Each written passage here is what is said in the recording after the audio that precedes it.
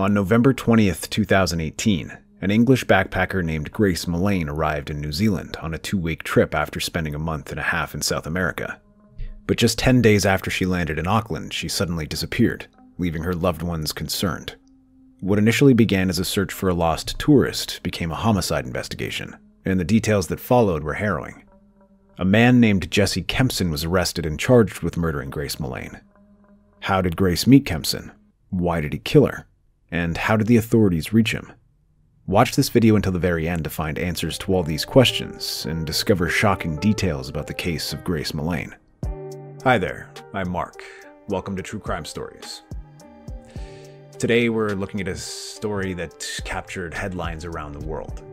A case that began as a young woman's adventurous backpacking trip soon spiraled into something far darker. Grace Mullane had come to New Zealand to explore its stunning landscapes and culture. But within days of her arrival, she vanished.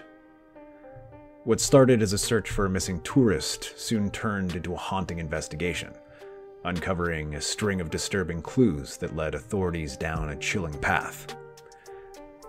What came next were twists, hidden truths, and a trial that revealed details even seasoned detectives struggled to comprehend. This is the case of Grace Mullane.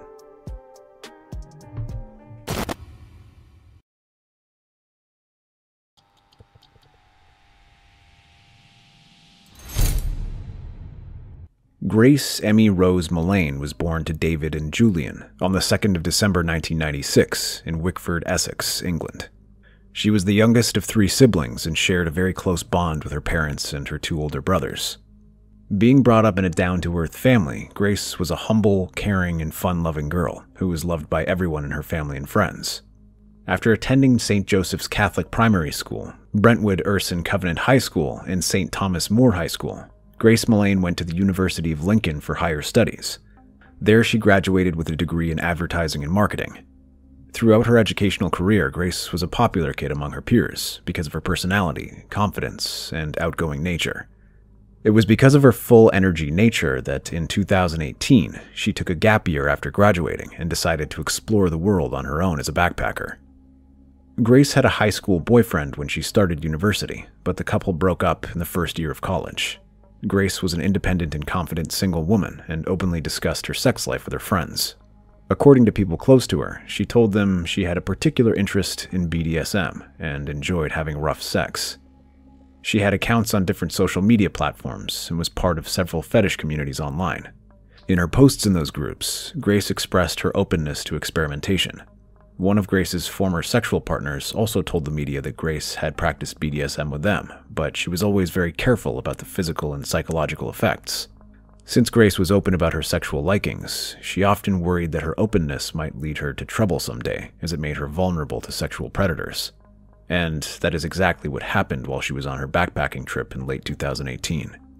But before we move further, if you had interests or likings that could land you in trouble, would you share them with your friends or keep them close to your chest? Let us know in the comments below. Grace was an extremely hardworking person and was passionate about art. She would frequently post her paintings on her social media and participate in art exhibitions. After exploring her passion for art, she wanted to experience traveling around the world alone. This is what led to her taking a year off from her routine and going on a solo world tour as a backpacker in October 2018. She used her savings to buy tickets and started off her trip from South America. Peru was her first destination. During her trip, Grace regularly posted about her activities on her social media and frequently talked to her family.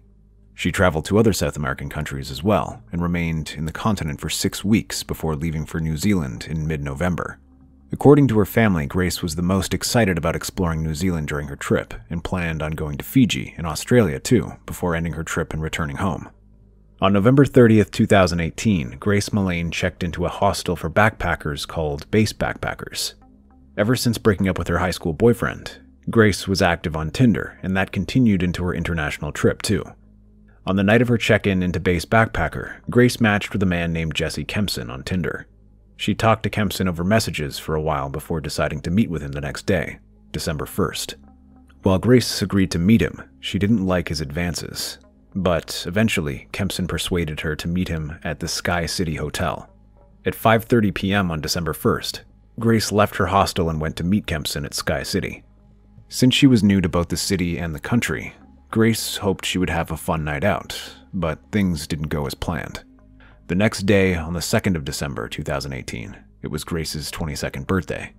Since she was close to her parents, other family members and friends, her loved ones started sending her birthday messages as soon as the date changed. But there was no response from her, and this was unusual from a person who shared dozens of pictures from her activities with her friends and family every single day. When Grace's parents tried to reach out through calls, her phone was going straight to voicemail.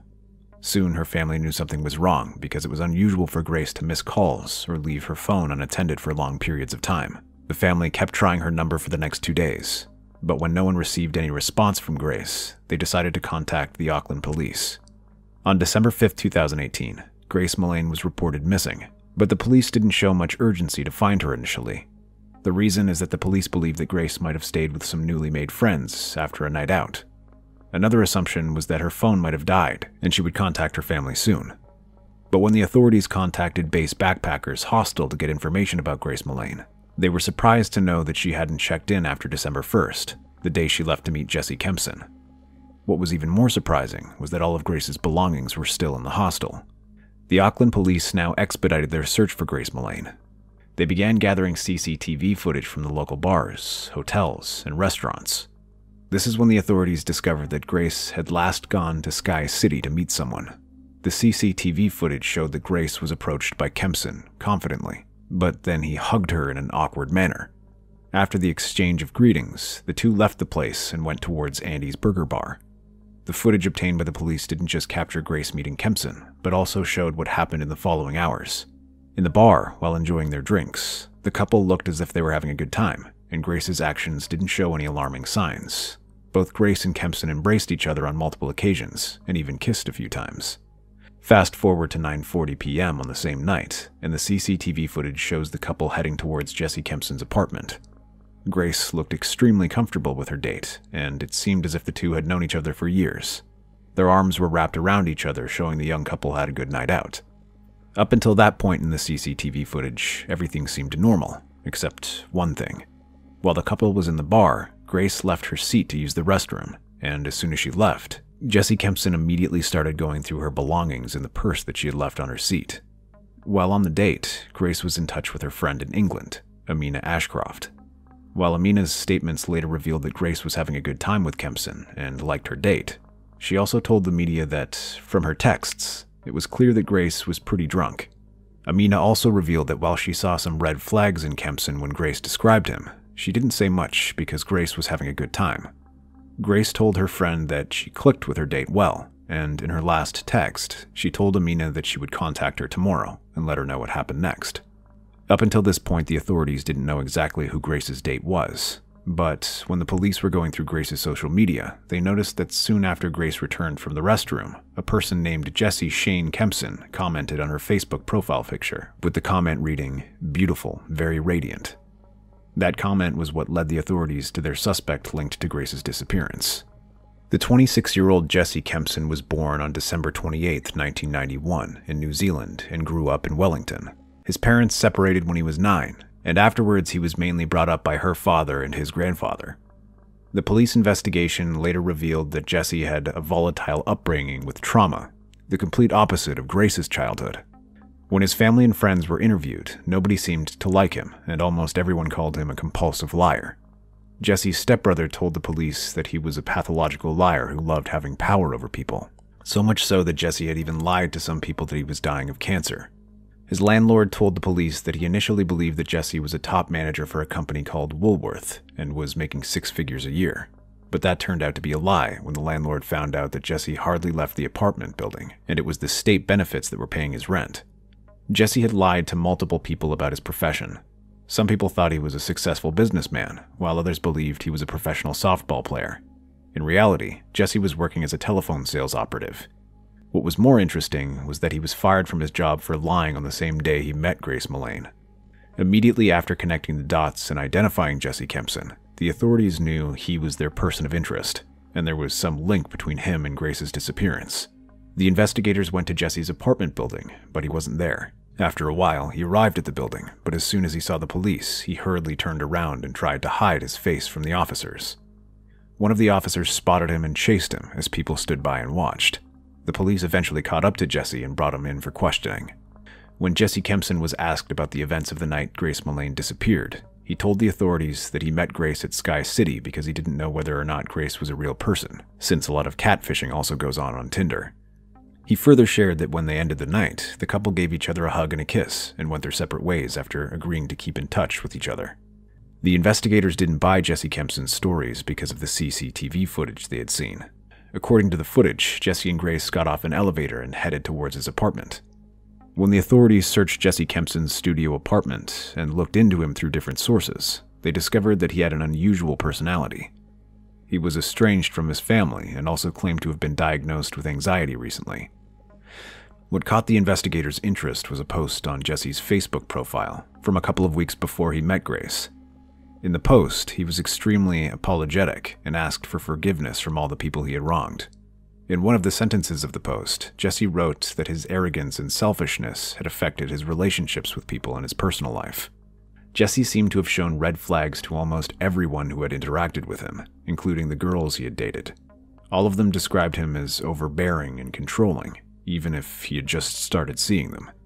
He initially portrayed himself as a sophisticated and well-dressed person, but soon showed his true colors. He repeatedly asked his dates about their sexual experiences and tried to get as much personal information from them as possible.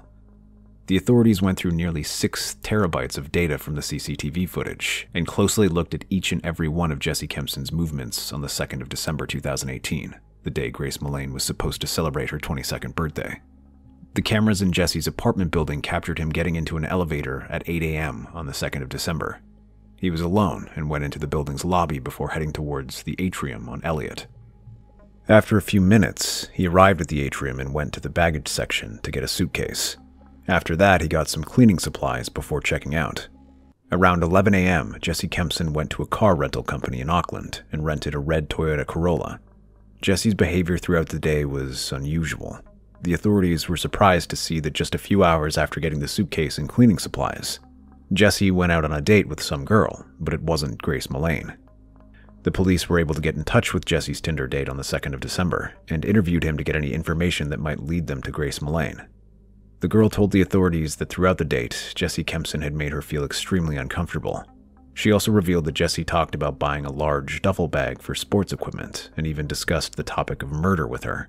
He told her that it was both interesting and crazy that one wrong move by a murderer could land them in jail for the rest of their life. Have you ever discussed a topic as bizarre and scary as murder on your first date with someone? Comment below and let us know.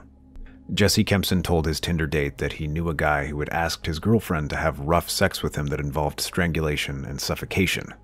He then revealed the experiment went wrong, and the guy tried to revive the girl, but it was too late by then. Eventually, his friend was charged with manslaughter. While it was already disturbing enough for his date, Jesse went on with his story and told her that the police dogs can only sniff dead bodies buried more than 4 feet below the ground. By that point, it was clear to the woman that she wasn't on a date with her usual guy and immediately wanted to leave the date. When she was leaving, Jesse Kempson offered her a ride home, but she declined. Kempson was unfazed by what happened during the date and went on with his day as usual. He collected cleaning supplies and rented a rug cleaning machine. He told the employees of the rental company that he was renting the machine for red wine stains on his carpet. The CCTV footage showed that Jesse Kempson returned to his apartment building a little before 9 p.m. on December 2nd and took the cleaning machine to his apartment. Jesse was back in the building's elevator at 9:30 p.m., but this time with a trolley that had 2 seemingly heavy suitcases on it. He packed the suitcases in the trunk of his rental car before returning back to the lobby. Around 7 a.m. on December 3rd, 2018, Jesse Kempson went on another suspicious shopping trip where he bought a shovel. He then went to a dry cleaner and dropped off the suitcase before heading towards the car wash. The CCTV camera at the car wash showed Jesse power washing the car before returning it to the rental company. On December 5th, 2018, CCTV cameras around the city captured Jesse Kempson dumping bags in different dumpsters in Auckland. On December 6th, Grace's father flew to Auckland to help the authorities with the search for his daughter. He also pleaded with the public to help find his daughter. In a press conference with an official from Auckland Police, David Mullane understandably looked heartbroken and stopped on multiple occasions to regain his composure. The police official told the media that they had found a person of interest linked to Grace's disappearance. During his first interview with the Auckland law enforcement authorities, Jesse Kempson had told the investigators that he had last seen Grace Mullane at 10 p.m. on the 1st of December when they said goodbye to each other and never saw her again.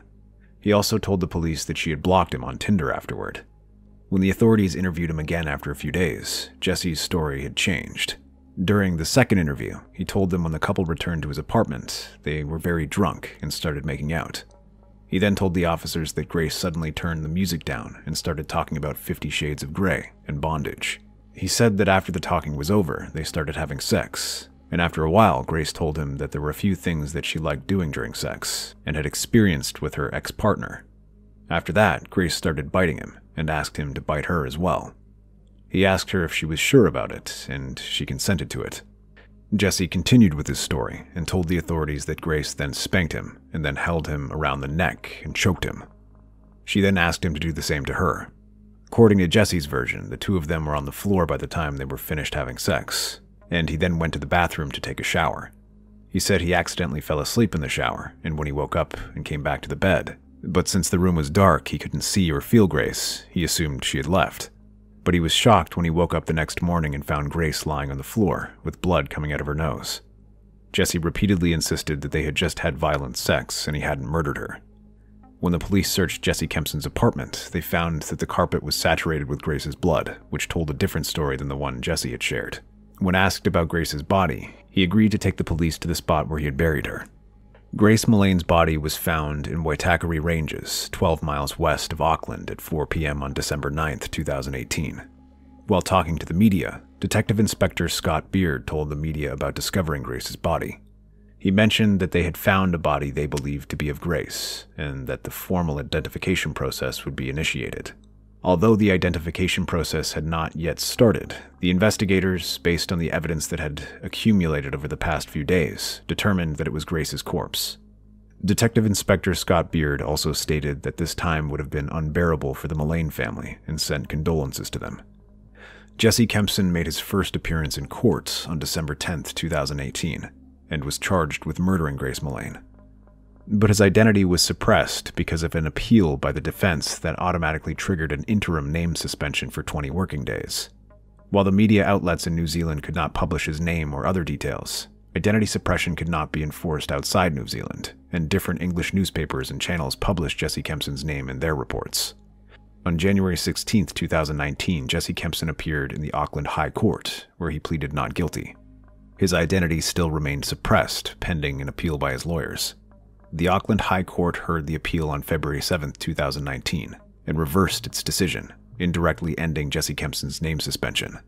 The trial for Grace Mullane's murder began on the 4th of November 2019, and the autopsy report presented in the court was horrifying and showed that Grace had been strangled. Not only that, she also had bruises on her arms and chest, as if she had been pinned down. It was also revealed a pressure with considerable force was applied to Grace's neck for nearly 5 minutes, which led to her death. The police report also showed that Jesse had lied to the authorities during the investigation. On the night of December 1st, when Grace was murdered, Jesse didn't accidentally fall asleep in the shower.